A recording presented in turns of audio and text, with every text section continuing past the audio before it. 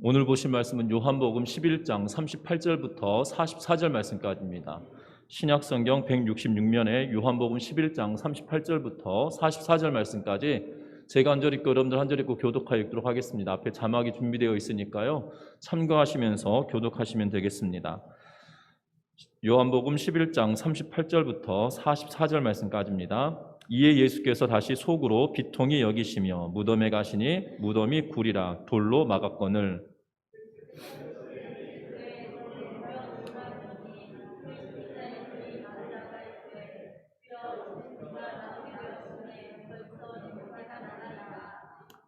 예수께서 이르시되 내 말이 내가 믿으면 하나님의 영광을 보리라 하지 아니하였느냐 하시니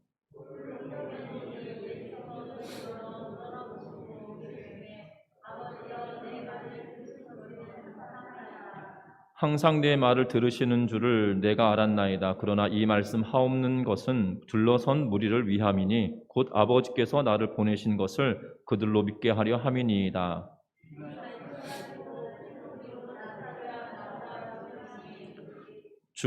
다 같이 읽습니다. 죽은 자가 수족을 배로 동인 채로 나오는데 그 얼굴은 수건에 쌓여 있더라. 예수께서 이르시되 풀어놓아 다니게 하라 하시니라. 아멘. 우리 앞을 향해 인사 나누고 말씀 나누겠습니다. 사랑하고 축복합니다. 미국의 정치가였고 웅변가였던 윌리엄 제닝스 브라이언이라고 하는 사람이 있습니다. 그 사람이 어떤 글을 남겼냐면 나는 수박씨의 힘을 관찰해 본 적이 있습니다. 수박씨에는 흙을 밀어젖히고 나오는 힘이 있습니다. 그것은 자기보다 20만 배나 더 무거운 것을 뚫고 나오는 것입니다. 수박씨가 어떻게 이런 힘을 내는지 알 수 없습니다. 도저히 모방할 수 없는 색을 껍질 바깥으로 우러나오게 하고 그 안쪽에 하얀 껍질, 그 안쪽에 다시 검은 씨가 촘촘히 박힌 붉은 속을 어떻게 만들어낼 수 있는지 나는 알 수가 없습니다. 그 하나하나의 씨는 또다시 차례차례 자기 무게의 20만 배를 뚫고 나올 것입니다. 이 수박씨의 신비를 설명할 수 있다면 나도 신의 신비를 설명할 수 있을 것입니다. 라고 하면서 브라이언이라고 하는 이 정치가가 이렇게 말을 하였습니다. 쉽게 말하면 이 수박씨 하나가 수박이 되는 과정들을, 특별히 수박씨 하나가 땅에 떨어져서 그 수박씨가 썩어서 싹이 나고 또한 이 넝쿨이 형성되는 과정에 이 수박씨가 흙을 밀어내는 것은 수박씨의 무게보다 20만 배나 더 무거운 흙이 그 위에 덮여져 있다 할지라도 그것을 뚫고 나오는 힘이 대단하다라는 그러한 이야기를 하고 있는 걸 보게 됩니다. 그리고 이 수박씨가 성장하여서 이 어떻게 넝쿨을 만들고 그리고 이 수박을 만들고 그 안에 속을 채우고 또 그 다음 씨가 또 다른 생을 만들어내는 이러한 과정들을 설명할 수 있다라면 나는 하나님의 신비를 설명할 수 있을 것이다 라고 말하면서 그 하나님의 신비에 대하여 부정적으로 말하는 사람들에게 이 변증하며 이야기하는 그러한 대목입니다. 특별히 생명의 씨앗인 하나님의 말씀이 우리들에게도 동일한 역할을 한다는 사실입니다. 우리의 마음속에 예수 그리스도의 말씀이 우리에 심겨졌을 때 우리에게 30배, 60배, 100배의 결실을 맺는다라고 말씀하셨듯이 저와 여러분들도 하나님의 말씀으로 살아가는 은혜가 있으시기를 주의 이름으로 부탁드립니다. 특별히 이 믿음이라고 하는 것은 바로 이 말씀이 우리 마음 가운데 심겨져서 그 말씀이 우리가 믿어질 때 그 믿음이 이 영향력이 있다는 사실입니다. 하나님의 말씀을 들었음에도 불구하고 그 들은 말씀이 내가 아무런 믿음으로 형성되어지지 않는다라면 말씀은 듣긴 들었으나 아무런 유효한 것이 없다라는 것이지요. 저와 여러분들도 하나님의 말씀이 내 귀에 들려지고 내 마음판에 새겨져서 믿음으로 승리하는 모든 성도님들 되시기를 주의 이름으로 부탁드립니다. 특별히 오늘 성경의 말씀에 보면 죽은 나사로에게 예수님께서 가셔서 또한 이 무덤 앞에 이 돌로 막혀져 있는데 그 돌을 굴러내라라고 이야기하고 있는 것을 보게 됩니다. 특별히 지난주까지 우리가 보았던 말씀처럼 예수님께서 마리아와 더불어 나사로의 무덤으로 가셨습니다. 사람들은 이렇게 수군거렸습니다. 뭐라고 수군거렸냐면 맹인도 눈을 뜨게 할 수 있거든 이 사람은 그가 죽지 않게 할 수 없었더냐라고 이야기하면서 그가 일찍 왔었더라면 나사로가 죽지 않았을 텐데 왜 늦게 와서 나사로가 죽었는지 모르겠다라고 하며 예수님을 비아냥거리고 있는 그러한 대목까지 우리가 보았었습니다. 오늘 예수님께서 이 믿음에 대하여 이야기하고 계시는 것을 보게 되어지는데 그 믿음에 대하여 이야기하시면서 예수님께서 첫 번째 하셨던 말씀은 무엇이냐면 이 39절 말씀 같이 한번 읽어봅니다. 같이 읽습니다. 예수께서 이르시되 돌을 옮겨 놓으라 하시니 그 죽은 자의 누이 마르다가 이르되 주여 죽은 지가 나흘이나 되었음에 벌써 냄새가 나나이다. 아멘. 예수님께서 무덤에 가셔서 뭐라고 말씀하시냐면 무덤을 막고 있는 돌을 굴려 옮겨 놓으라라고 말씀하고 있는 걸 보게 됩니다. 유대인의 이 장례 문화는 우리의 장례 문화와 다릅니다. 유대인들의 장례 문화는 동굴이나 바위에 굴을 파서 그 안에 장사를 지내게 되는데요. 그 굴이나 동굴 안에 방을 2개를 만들어 놓습니다. 하나의 방은 무엇이냐면 층층이 침대 칸처럼 만들어 놓은 곳에 시신을 올려놓습니다. 그리고 그 시신을 올려놓고 그 시신이 부패하고 뼈만 남으면 그 나머지 방에다가 그 뼈들을 옮겨서 한 대로 모아놓습니다. 그래서 이 가족묘처럼 보여지는데요. 그러니까 이 묘를 세우고 묘지를 만들었으면 그냥 동굴을 팠다라면 그곳에 시신을 놓고 부패하고 뼈만 남으면 우린 요새는 그걸 두고 낙근되었다는 표현을 쓰지 않습니까? 뼈만 남게 되어지면 그 뼈를 모아서 다른 방으로 옮겨 놓게 됩니다. 그래서 여러분들 열왕기나 역대기 말씀을 보면 이 다윗의 묘실에 안장되었다라는 표현은 뭐냐면 그들의 조상들의 뼈로 돌아갔다라는 표현은 뭐냐면 그들의 묘가 그런 독특한 양식을 가지고 있었기 때문이라는 거예요. 그리고 이 동굴이나 돌을 파놓은 그런 공간을 막고 있는 것은 이 돌로 앞을 막고 있다는 것입니다. 그래서 예수님께서 돌을 옮겨 놓으라고 이야기합니다. 우리처럼 매장을 하는 것이 아니라 동굴이나 굴에 안치해 놓고 이 돌로 문을 막았기 때문이죠. 그래서 예수님께서 말씀하십니다. 돌을 옮겨 놓으라고 이야기하니까 마르다가 뭐라고 이야기하냐면 죽은 지 나흘이 되어서 벌써 냄새가 납니다. 부패하기 시작했다라고 이야기하고 있는 것을 보게 됩니다. 여러분들 잘 아셔야 되는 것은 예수님께서 마르다와 함께 이야기하시면서 뭐라고 하셨냐면 나는 부활이요 생명이니 나를 믿는 자는 죽어도 살겠고 무릇 살아서 나를 믿는 자는 영원히 죽지 않겠다라고 하셨던 그 말씀을 기억하지 못하고 여기서 보면 내가 곧 부활이요 생명이다라는 표현은 내가 부활할 거야, 내가 생명이 될 거야 라는 의미가 아니라 내가 곧 부활이고 내가 곧 생명이기 때문에 나와 함께하면 부활이 있고 나와 함께하면 생명이 있다라는 의미로 마르다에게 말하였음에도 불구하고 그 말을 이해하지 못한 것처럼 보여집니다. 그때 예수님께서 이 마르다에게 다시금 뭐라고 말씀하시냐면 40절 말씀 같이 읽습니다. 예수께서 이르시되 내 말이 내가 믿으면 하나님의 영광을 보리라 하지 아니하였느냐 하시니 아멘. 예수님이 마르다에게 말합니다. 내 말이 내가 믿으면 하나님의 영광을 보리라 하지 아니하였느냐라고 말씀하고 계세요. 여기서 예수님께서 하셨던 이 말씀은 마르다와의 대화 가운데는 기록되어져 있지 않습니다. 그런데 예수님께서 뭐라고 이야기하냐면 내가 이미 말했다라는 의미로 내 말은 네가 믿으면 하나님의 영광을 본다라고 내가 먼저 말하지 않았냐라는 의미로 말합니다. 다시 말하면 예수님께서 마르다와 대화 가운데 이 이야기를 하셨지만 요한은 기록하지 않고 이곳에 다시 한번 반복적으로 사용하지 않고 이곳에 이렇게 기록함으로 인하여 예수님과 마르다 사이의 대화 가운데 너 믿는다라면 하나님의 영광을 볼 것이다. 놀라운 기적을 너가 체험하게 될 것이다 라고 이야기하셨다는 것입니다. 중요합니다. 왜냐하면 이 믿음이라고 하는 것이 다른 것이 아니라 하나님의 영광을 보게 하는 놀라운 효력이 있는 그러한 말씀이라는 사실이에요. 저와 여러분들도 마찬가지입니다. 우리 안에 믿음이 있을 때 하나님의 영광을 보게 되어진다는 거예요. 우리에게 믿음이 없으면 하나님의 영광을 볼 수가 없다는 겁니다. 하나님의 영광은 무엇입니까? 하나님의 영광은 2가지입니다. 하나는 하나님의 존재 자체이고 또 하나는 하나님께서 행하신 일들로 말미암아 하나님께 칭찬하는 일들을 보고 하나님께 영광이다라는 표현을 쓰고 있는 걸 보게 됩니다. 중요한 것은 우리가 믿으면 하나님의 본체를 경험하게 되어진다라고 예수님은 이야기하고 있다는 것이에요. 저와 여러분들도 마찬가지입니다. 우리가 예수 그리스도를 믿음으로 받아들일 때야 비로소 하나님의 영광의 모습을 우리가 경험하게 되어진다는 거예요.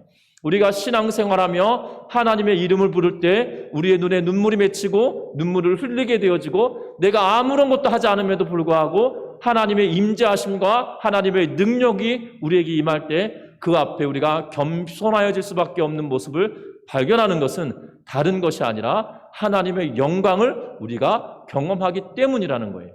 중요한 사실입니다. 믿을 때에 하나님의 영광을 보게 된다라고 우리에게 예수님께서 말씀해 주고 있습니다. 중요한 것은 여기서 믿음은 믿는 것이 보는 것이다라고 우리에게 보여주고 있는 것이지요. 믿으면 영광을 보겠다라고 이야기하면서 믿는 것이 보는 것이다라고 우리에게 말합니다. 세상은 이렇게 말합니다. 보여지는 것이 믿을 만한 것 아니냐라고 이야기합니다. 드러나는 것이 믿을 만한 것이다라고 가르칩니다. 아닙니다. 성경은 뭐라고 이야기하냐면 믿는 것으로 말미암아 보게 되어진다라고 우리에게 말씀하고 있다는 사실이에요. 저와 여러분들 신앙생활 하는 가운데 하나님의 말씀을 온전하게 받아들임으로 믿고 나아가는 은혜가 있으시기를 주의 이름으로 부탁합니다. 믿을 때에 우리가 보는 은혜가 있다는 거예요. 그래서 히브리서 11장 1절 말씀에 이렇게 기록합니다. 믿음은 바라는 것들의 실상이요 보이지 않은 것들의 증거다라고 이야기하면서 우리의 믿음은 우리가 바라는 것이 실제로 이루어지는 것이다라고 이야기하고 있는 것을 우리에게 말합니다. 저와 여러분들의 믿음의 상태는 어떠합니까?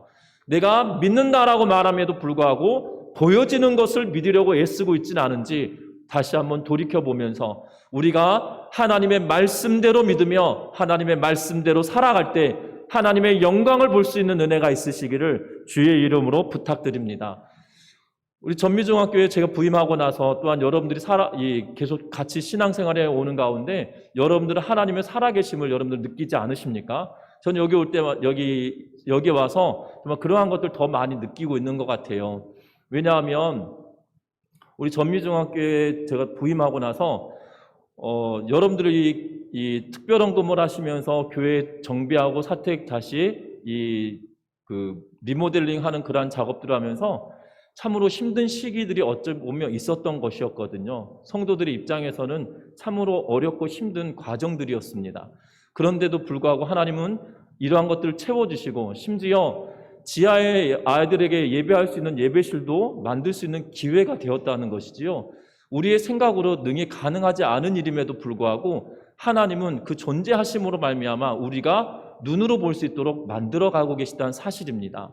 여러분들 기억하셨으면 합니다. 믿음은 눈으로 보여지는 것을 믿고 가는 것이 아니고요. 내가 바라는 것이 내 삶 가운데 이루어지고 나에게 믿음으로 받아들인 것이 실제로 이루어지는 것, 이것이 믿음 생활의 진수라는 것을 기억하셨으면 합니다. 여러분들 내가 하나님 앞에 간절히 기도하는 것이 또한 하나님의 뜻대로 이루어질 것을 바라는 마음으로 말씀을 부여잡고 기도할 때 그것이 내 삶에 실제로 나타나고 실제로 이루어지는 것, 이것만큼 기가 막힌 일이 없거든요. 이것이 신앙생활의 재미이고 기쁨이라는 사실들을 기억하셨으면 합니다. 그래서 우리의 신앙생활과 믿음생활이 믿음으로 내가 하나님의 말씀을 온전하게 받아들임으로 그것을 믿고 하나님의 영광을, 하나님의 임재하심을 경험하는 우리 모두가 되시기를 주의 이름으로 부탁드립니다. 그러면 하나님의 영광을 어떻게 볼 수 있냐는 것이지요. 오늘 성경 말씀에 예수님은 계속 이야기합니다.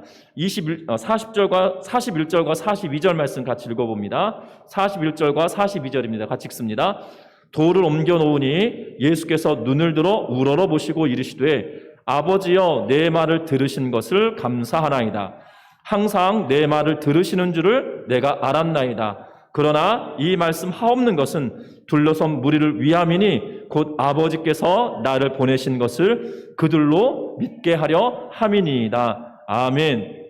오늘 이 말씀 보면 믿음으로 살아내는 것으로 말미암아 하나님의 영광과 임재하심을 경험할 수 있는 방법에 대하여서 예수님이 말씀하시는데 그 방법은 다른 것이 아니라 예수님께서 기도하시고 계시다는 것을 우리에게 보여주고 있습니다.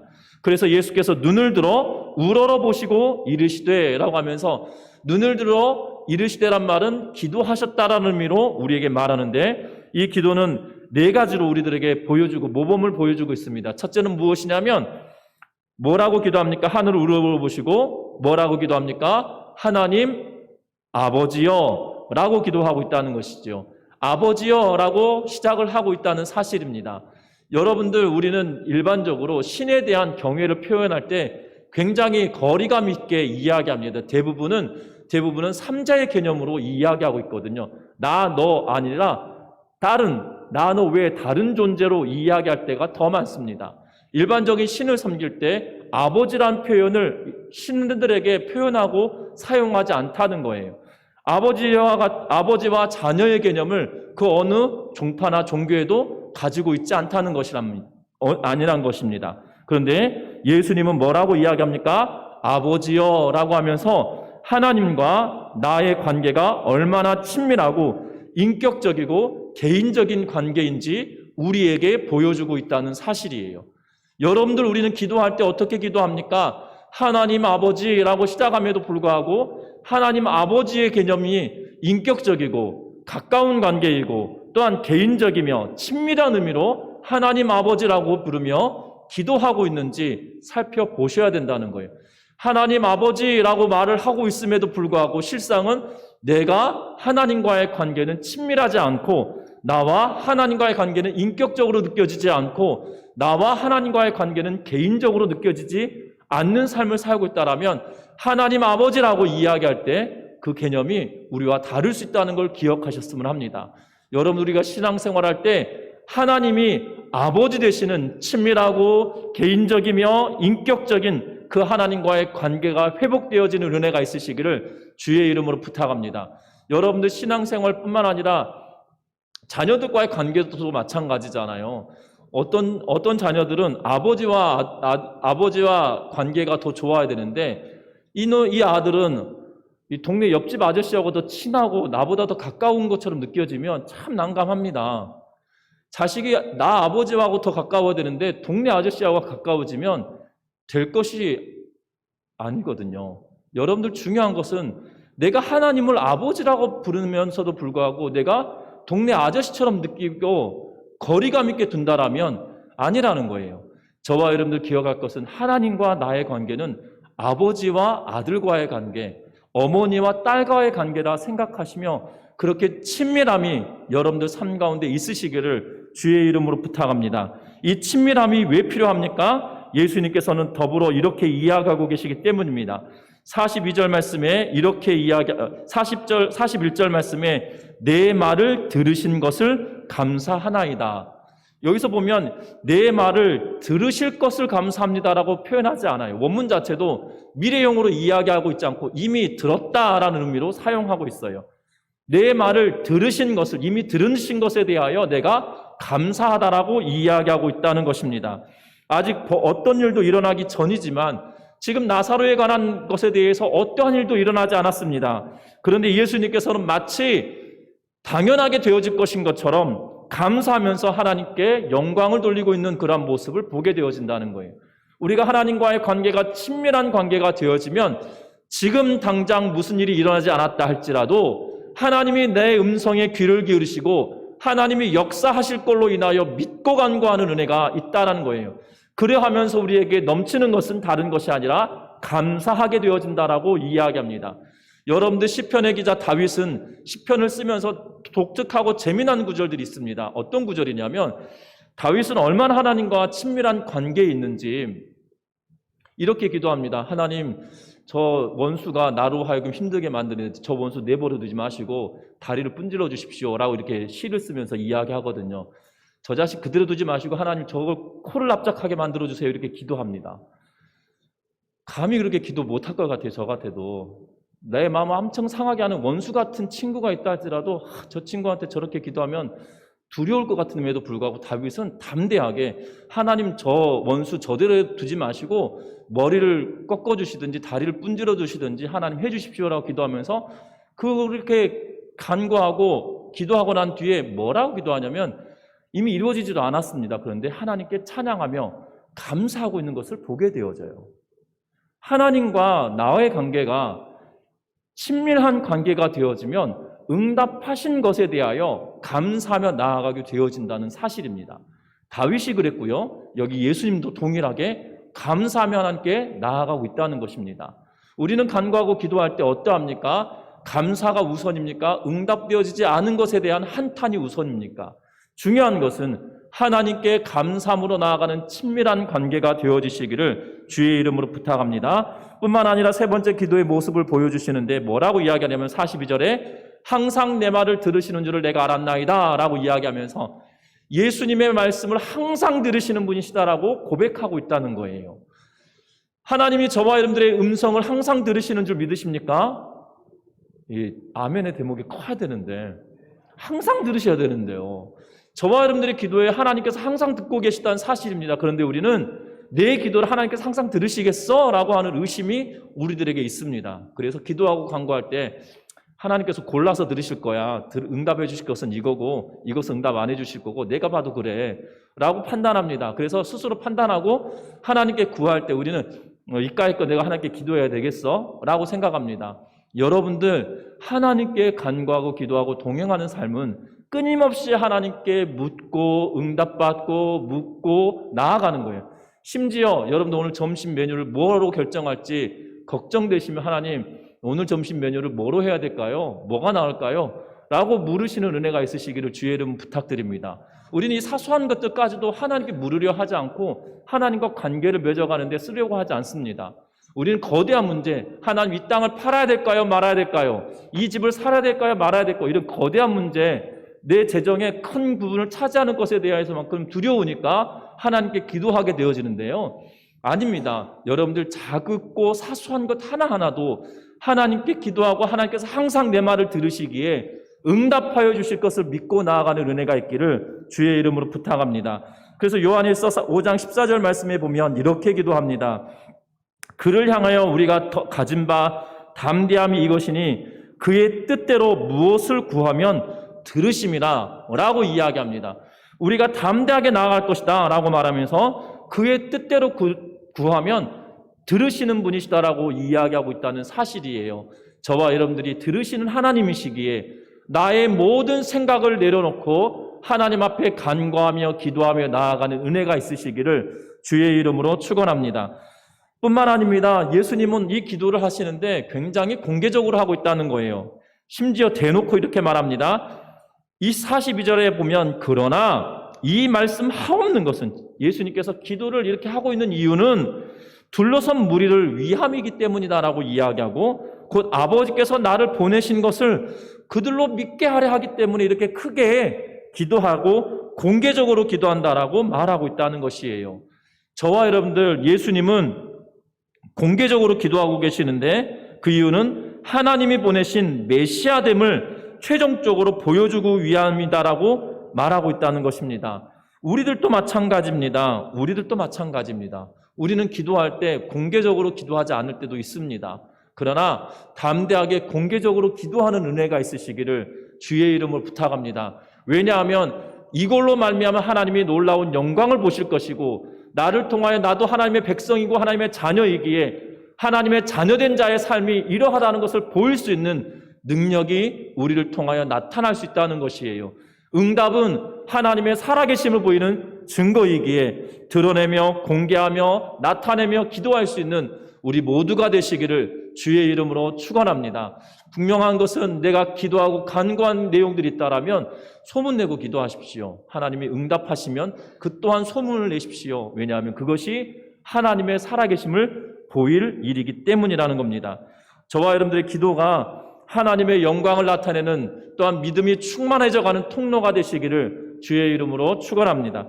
뿐만 아닙니다. 오늘 말씀 43절 말씀 읽습니다. 43절입니다. 같이 읽습니다. 이 말씀을 하시고 큰 소리로 나사로야 나오라 부르시니 아멘. 예수님께서는 나사로를 향하여 큰 소리로 말합니다. 나사로야 나오라 라고 선언하고 계시는 것을 보게 됩니다.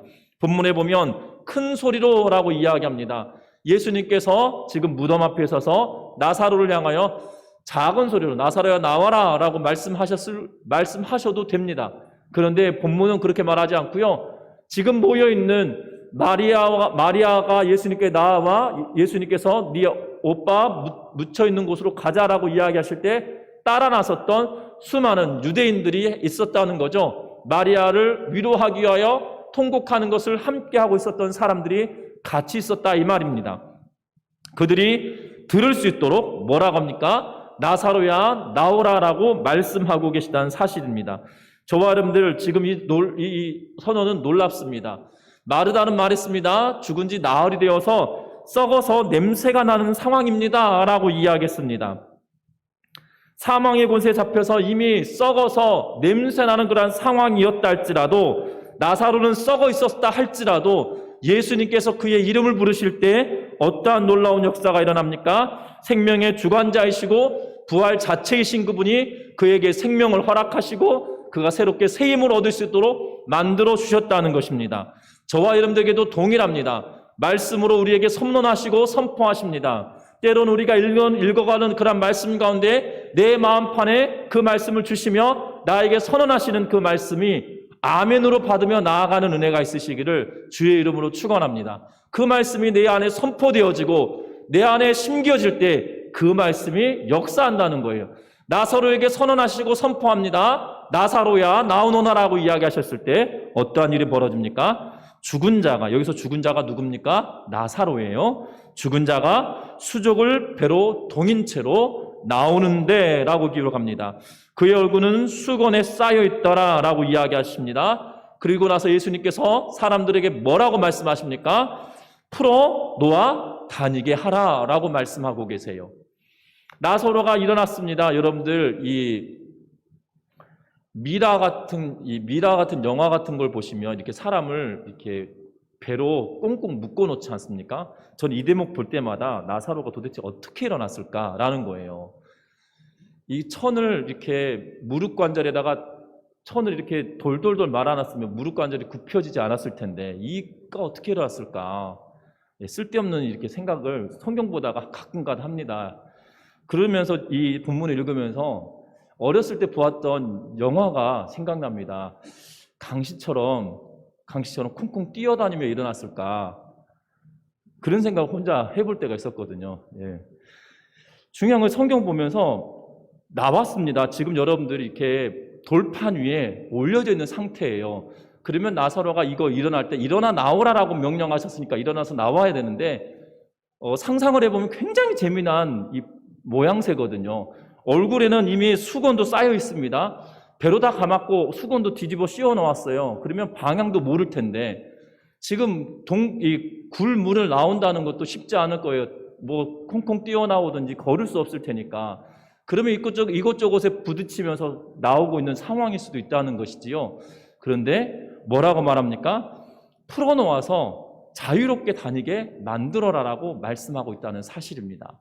여러분들 선포하신 말씀이 실제로 이루어지고 있다는 것이에요. 우리는 오해합니다. 신앙생활할 때 예수님께서 선언하신 말씀, 하나님께서 우리에게 이미 하신 말씀들은 성경으로 기록되어져 있다는 것이에요. 우리에게 필요한 것이 다 기록되어져 있는 것이에요. 그런데 우리가 이 말씀들을 내 안에 가지고 있지 않고 내가 이것을 소유하고 있지 않기 때문에 내 마음속에 들려지지 않는 거예요. 내 마음속에 들려지지 않는 거예요. 여러분들 혹여나 여러분들이 돌아가시면 여러분들 다 유언장을 쓰시지 않으시겠습니까? 어떤 분들이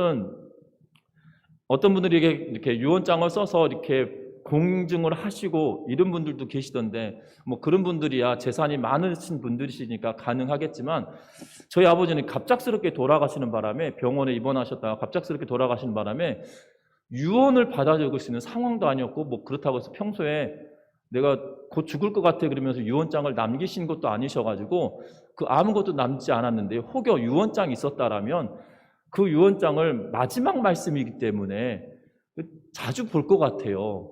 뭐 유언에 대하여서 이루어지지 않았던 아버지가 남겨주신 마지막 말씀이기 때문에 이렇게 간직하고 뭐 자주 볼 것 같아요. 폈다가 닫았다가 하면서. 중요한 것은 우리는 하나님께서 우리에게 필요한 말씀 우리에게 주신 것입니다.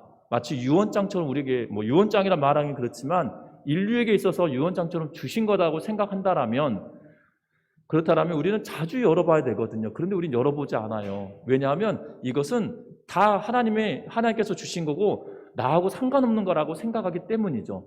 결단코 아니란 겁니다. 여러분들이 인생에 살아가는 동안에 하나님이 나에게 필요한 모든 상황과 어려움의 문제의 해답이 이 성경 안에 있다라고 말씀해주고 있어요. 그러하기 때문에 그 성경에서 선언되어지는 그 말씀이 나에게 받아들여질 때, 아멘으로 받아들여질 때 그것이 내 삶 가운데 실제로 이루어지고 성취되어진다는 거예요. 그런데 나사로야 나오너라라는 말씀이 선포되어졌는데 나사로가 실제로 나왔습니다. 그런데 내 삶에서는 나사로는 살아났는데 나에게 선언하시는 하나님의 말씀이 내 안에 소유되지 않으니까 내 안에선 일어나지 않는 거죠. 이게 무서운 거예요. 우린 믿음 생활 잘한다고 생각합니다. 주일 출석 잘하고 11조 생활 잘하고 헌금 생활 잘하고 교회 봉사 열심히 하니까 믿음 생활 잘했다는 착각에 빠질 수 있는데요. 아니에요. 믿음 생활 잘하는 것은 무엇이냐면 하나님의 말씀이 내 삶 가운데 선포되어지고 그 선포되어진 말씀이 아멘으로 받아들여지고 그 말씀이 나사로가 걸어 나왔던 것처럼 내 삶에 실현되어지는 것을 경험하는 삶이 믿음 생활의 본래의 목적이라는 거예요. 저와 여러분들 기억할 것은 이것이 믿음 생활이 되어져서 하나님의 말씀이 내 삶에 실현되어지고 나타나는 은혜를 경험하는 우리 모두가 되시기를 주의 이름으로 부탁드립니다. 말씀을 맺으려고 합니다. 죽음에서 생명으로 옮겨져가는 놀라운 기적을 지금 마리아와 마르다와 그리고 유대인들이 보고 있습니다. 그런데 이 죽음에서 생명으로 옮겨가는 과정을 보면서 무엇에 대하여 이야기하고 계시냐면 믿는 자가 하나님의 영광을 보게 된다라고 이야기하면서 믿음에 대하여 이야기하고 있었다는 거예요. 믿음은 다른 것이 아닙니다. 되어질 것에 대하여 보여지는 것, 이루어진 것을 믿는 것이 아니라 하나님의 말씀이 내 삶 가운데 이루어질 것을 기대하며 믿는 것, 그것이 우리의 믿음이라는 거예요. 그래서 믿음이 실제로 실현되어지는 방법은 기도하는 것이다라고 이야기 드렸어요. 그러면서 이 믿음이 기도할 때 어떻게 이루어지느냐? 선언되어지는 말씀이 내 삶 가운데 실현되어질 것으로 인하여 되어진다라고 말씀을 드렸습니다. 그런데 중요한 것은 여기서 그쳐지지 않는다는 거예요. 예수님이 두 가지 말씀을 하셨죠. 하나는 돌을 굴려 옮겨라. 이게 예수님께서 직접 하신 것이 아니에요. 예수님께서 능력 있으셔서 돌아 굴러가라 라고 말씀하지 않으셨습니다. 무덤을 막고 있었던 돌을 누군가 옮겨 놓았다는 사실이에요. 예수님이 말씀하신 그 순간에 돌을 옮겨 놓는 순종하는 사람이 있었다는 거예요. 또 한 사람이 있었습니다. 누가 있습니까? 나사로를 풀어놓아 돌아다니게 해라 라고 이야기할 때 나사로를 풀어주었던 그 누군가가 있었다는 것이지요. 중요한 것은 믿음 생활도 마찬가지입니다. 믿음 생활은 아는 것으로 끝나는 것이 아니고요. 그 말씀이 선언되어지고 선포되어졌을 때 그 말씀 따라 순종하고 살아가는 사람들에게 실제적으로 이루어지고 있었다는 사실들을 기억하는 우리 전미중앙교회 모든 성도님들 되시기를 주의 이름 부탁합니다.